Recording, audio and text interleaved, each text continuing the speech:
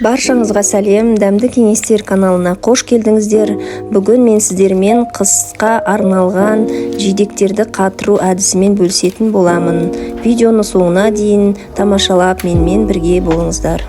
Қысқа арналған жидектерді қайнатпай осылай қантпен езіп қатырып алсаңыздар, барлық витаминдері сақталады және әрі пайдалы болады. Ол үшін ең алдымен барлық жидектерімізді таза сумен жуып, жақсылап суынан сорғытып аламыз. Ең бірінші мен құлпынайдан бастадым. Құлпынайымызды блендерге салып, езіп алғаннан кейін, әбден езілгеннен кейін біз үстіне қантымызды салып, тағы да араластырып, ыдысымызға құя береміз. Бұл жерде құлпынайдың өзі тәттілігі өте күшті болғандықтан, біз оның жартысына ғана қант саламыз. Егер де қантты бірге бір қоссаңыздар, ол өте тәтті болып кетеді. Сол үшін, мысалы, 1 килограмм құлпынайдың ішіне жарты килограмм қант салсаңыздар болады. Содан кейін осындай ыдысымызды алдын ала дайындап алып, осы ыдысымызға езілген құлпынайымызды құйып шығамыз.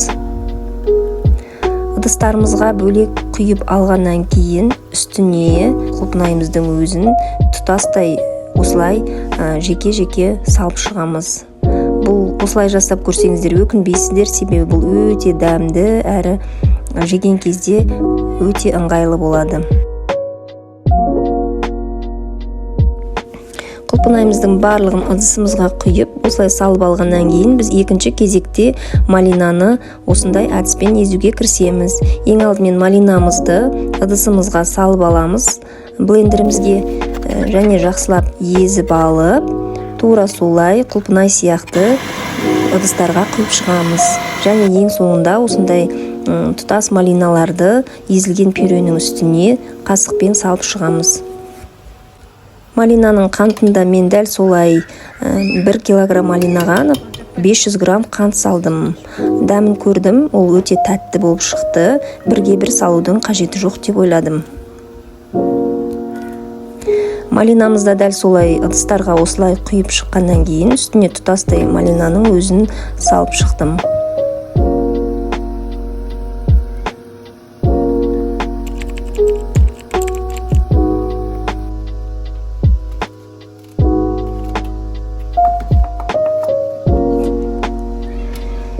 Енді келесі кезекте біз абрикос және 1 лимон және 1 апельсинімізді алып, жақсылап ет тартқыштан өткізіп, қантпен араластырып, тура осылай ыдыстарға салып шығамыз.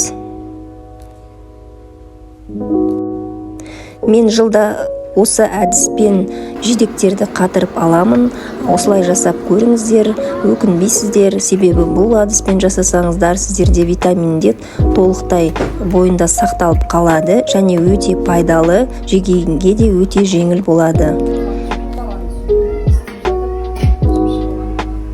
Осылай ыдыстарға бөліп құйып алғаннан кейін кез келген уақытта алып жібересіздер, тоңазытқышқа сақтауға кеңес беремін. Барлық жидектерді тоңазытқышқа салып, қыс бойы пайдалансаңыздар болады.